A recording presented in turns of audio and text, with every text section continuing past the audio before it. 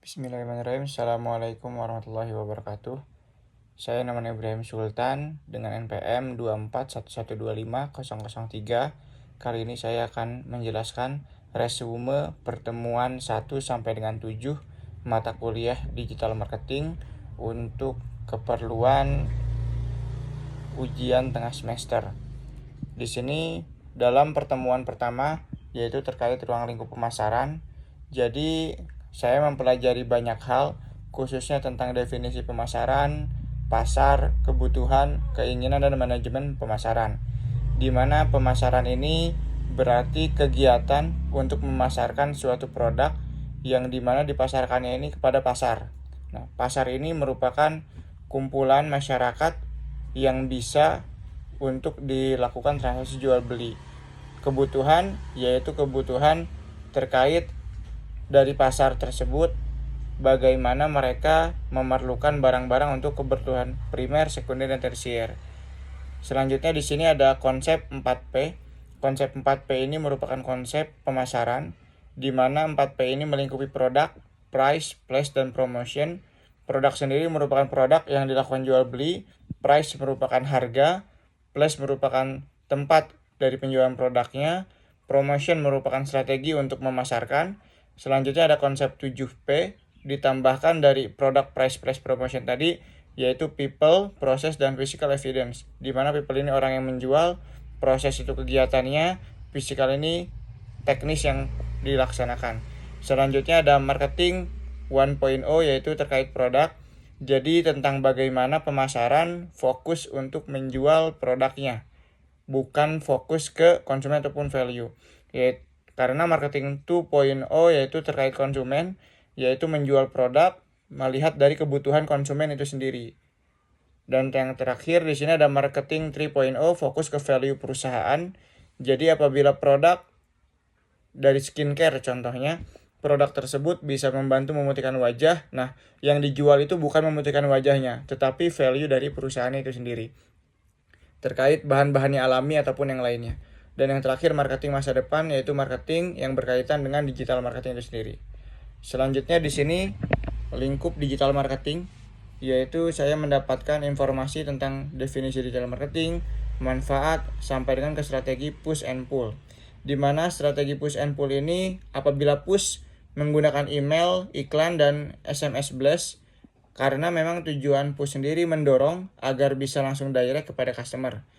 Lalu ada pull, SEO, blog, konten, dan konten edukatif. Jadi menarik customer agar tertarik kepada konten-konten yang dibuat perusahaan untuk dapat membeli produk perusahaan itu sendiri. Selanjutnya di sini ada framework yaitu RACE framework, Reach, Act, Convert, Engage. Berarti pada saat kita sudah mendapatkan customer, kita melakukan aksi, lalu kita konversi agar user tadi menjadi customer, dan engage, jalin hubungan. Dan yang terakhir hard selling, soft selling, hint selling, dan cover selling, yaitu metode-metode dalam penjualan. Hard selling berarti belak-belakan, yaitu langsung menjual produk kita. Soft selling secara lembut, hint selling memberikan clue, apabila cover selling menjual secara tidak langsung. Selanjutnya pertemuan ketiga yaitu bahasan digital marketing kembali, khususnya membahas strategi mendatangkan traffic, yaitu kunjungan kepada produk kita ataupun perusahaan kita. Di sini ada 10 langkah, ada positif negatif, kesalahan, SKSD, pasukan penjualan, menggantung, video marketing, kuis, tag friend, soal edukatif, dan networking. Inti dari strategi ini merupakan langkah-langkah agar customer ataupun user dapat tertarik untuk mengunjungi perusahaan kita melalui website ataupun sosial media. Dengan konsep strategi tadi ada tools yang dapat membantu yaitu Google Trend, AdWords, website, backlink, landing page, email marketing, messenger, sampai dengan ke sosial media, YouTube, Instagram, Facebook, dan Twitter. Di pertemuan keempat membahas segmentasi, targeting, dan positioning atau STP, di mana segmentasi ini berarti demografis, geografis, psikografis, dan perilaku. Demografis berkaitan dengan usia dan gender, geografis dengan wilayah, psikografis berkaitan dengan sosial, gaya hidup, dan perilaku berkaitan dengan customer, itu loyalitas dan manfaat yang dicari. Selanjutnya targeting, di sini ada massal, terdiferensiasi, niche market, dan mikro. Selanjutnya positioning, menentukan posisi produk di benak konsumen melalui keunggulan kompetitif dan unique selling proposition atau value dari produk itu sendiri. Di pertemuan kelima, saya mempelajari strategi produk, antara lain dari definisinya sendiri dan tingkatan produk. Ada manfaat inti, produk aktual, dan produk tambahan. Produk aktual sendiri include fitur dan desain, produk tambahan, layanan dan garansi.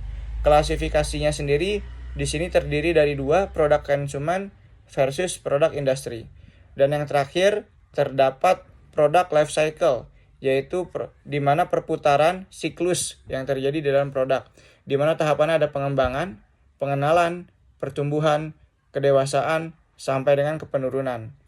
Yang keenam, yaitu saya mempelajari strategi harga, di mana di sini saya dapat mengetahui pengertian harga, penetapan harga, metode harga, strategi peluncuran, dan penyesuaian harga. Untuk penetapan harga di sini ada internal dan eksternal. Internal antara lain tujuan pemasaran, biaya, sampai dengan ke strategi bauran. Untuk eksternal, permintaan, kompetitor, dan juga regulasi. Jadi untuk menentukan harga ini tidak bisa asal-asalan, karena faktor internalnya perlu mempertimbangkan dari sisi stakeholder, yaitu khususnya tujuan pemasaran itu sendiri, dan sisi eksternal diatur oleh pemerintahan melalui regulasi, dan juga perlu untuk memperhatikan kompetitor.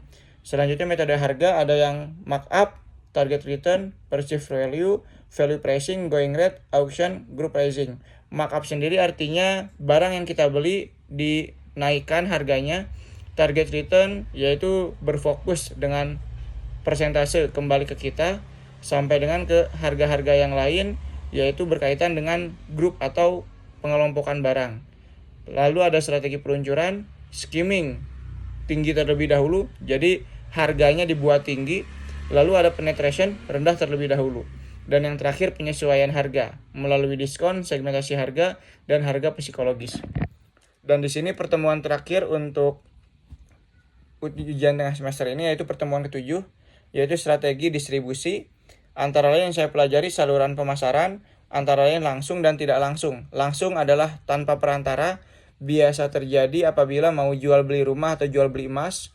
Tidak langsung melalui agen, grosir, atau eceran, seperti kita jual beli beras, jual beli bahan baku kebutuhan primer. Selanjutnya fungsi saluran, ada informasi, promosi, negosiasi, distribusi fisik, sampai dengan ke pengambilan resiko. Perancangan saluran berdasarkan kebutuhan konsumen, jenis produk, kemampuan perusahaan, dan kondisi pasar.